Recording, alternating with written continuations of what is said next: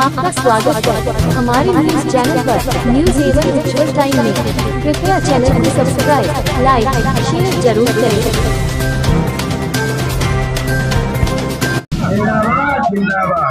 योगी जी न्याय करो, न्याय करो, योगी जी न्याय करो, न्याय करो, न्याय करो।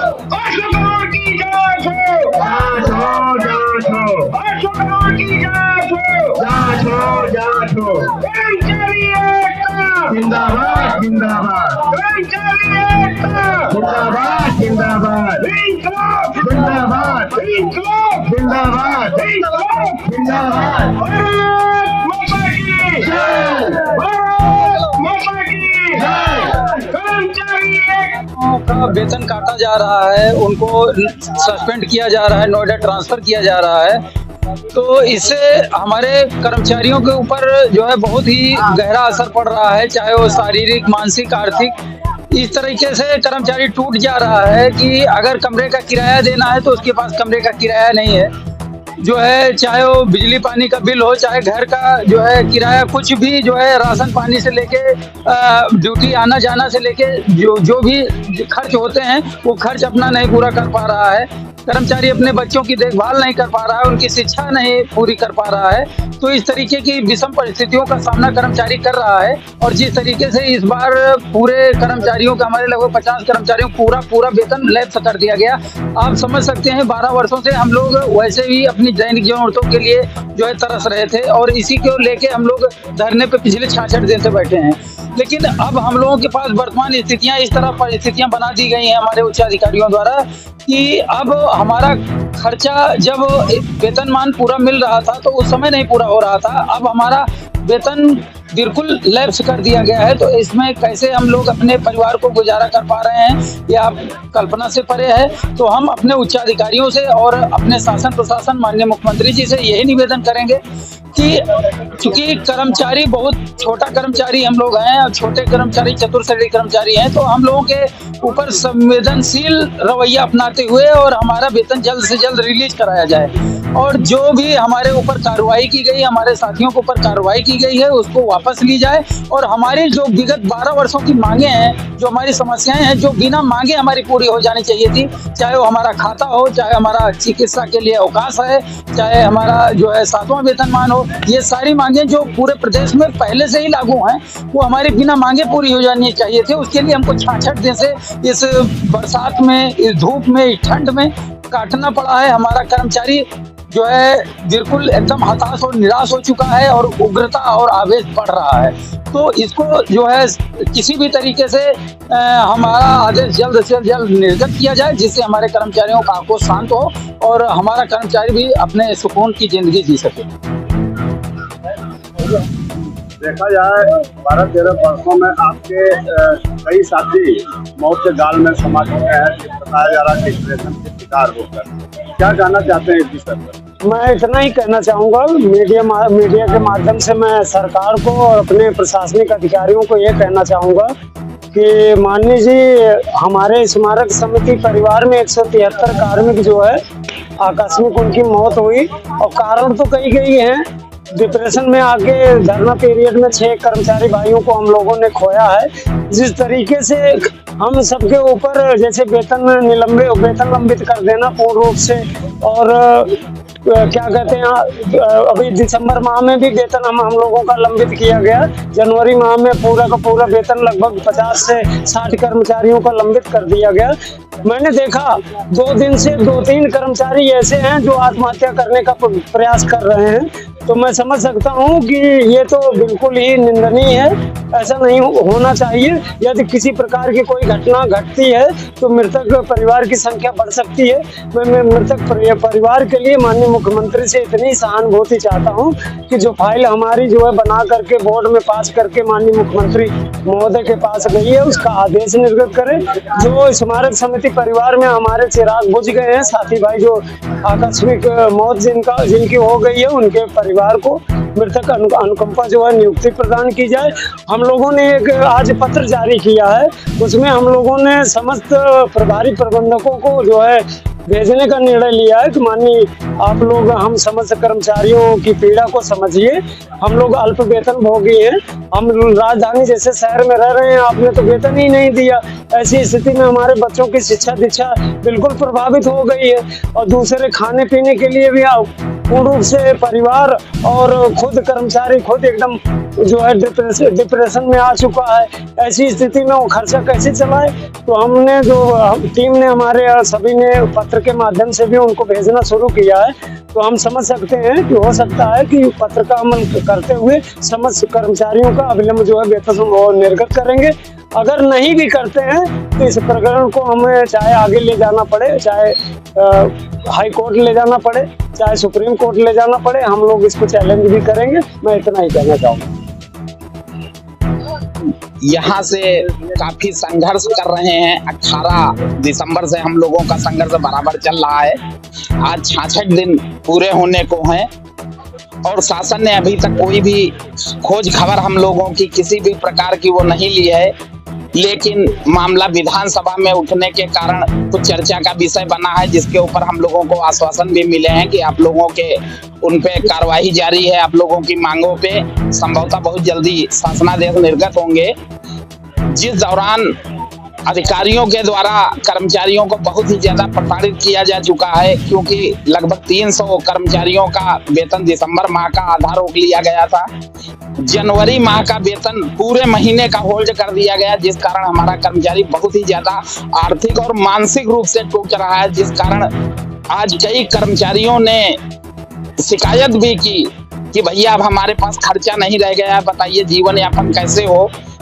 जिस कारण कर्मचारी हमारा जो है बहुत ही मानसिक पीड़ा का अनुभव कर रहा है, जिसमें कि 2-3 कर्मचारी ऐसे भी थे जिन्होंने आत्मघाती कदम, आत्महत्या जैसे उठाने का भी निर्णय लिया। लेकिन उनको बहुत ही समझाया बुझाया गया कि ऐसा कोई भी निर्णय ना लेना, क्योंकि ये जो मांगे हमारी जायज हैं, शासन इन पे कार्रवाई कर रहा है और बहुत ही जल्दी हमारी मांगे पूरी हो जाएंगी और वेतन सबके आहरित होंगे। कोई दिक्कत की बात नहीं है।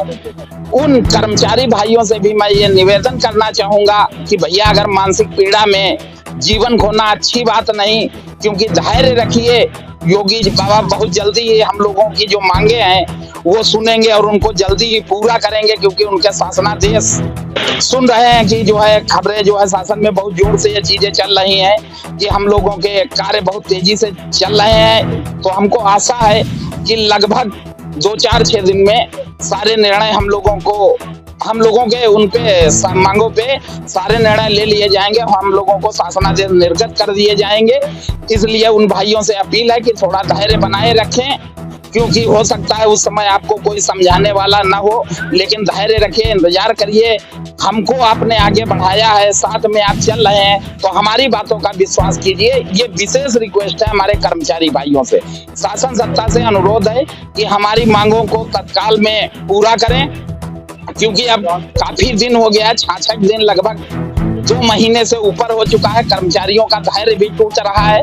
बच्चों की पढ़ाई जिसमें सबसे ज्यादा बाधित हो रही, क्योंकि कोई भी कर्मचारी ऐसा नहीं है जो कि हाई स्कूल इंटर से उसके बच्चे नीचे हों, जिस कारण एग्जाम भी चल रहे हैं। इसी समय पैसे की भी दिक्कत है, घर की परेशानियां भी काफी ज्यादा, खान पान में दिक्कतें आ रही हैं और इधर उधर ड्यूटी लगा दी जाती है। कर्मचारियों के पास किराया भी नहीं है, जिस कारण पूरा परिवार टेंशन में है। अधिकारियों से हमारी रिक्वेस्ट है कि तत्काल में कर्मचारियों की मानसिक स्थिति को देखते हुए तत्काल में जो है आप वेतन रिलीज करने का कष्ट करें।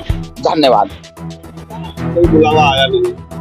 देखिए, कल माननीय मुख्यमंत्री महोदय जी के ओएसडी जी से वार्ता हुई थी। 3-4 दिन का समय दिया है उन्होंने।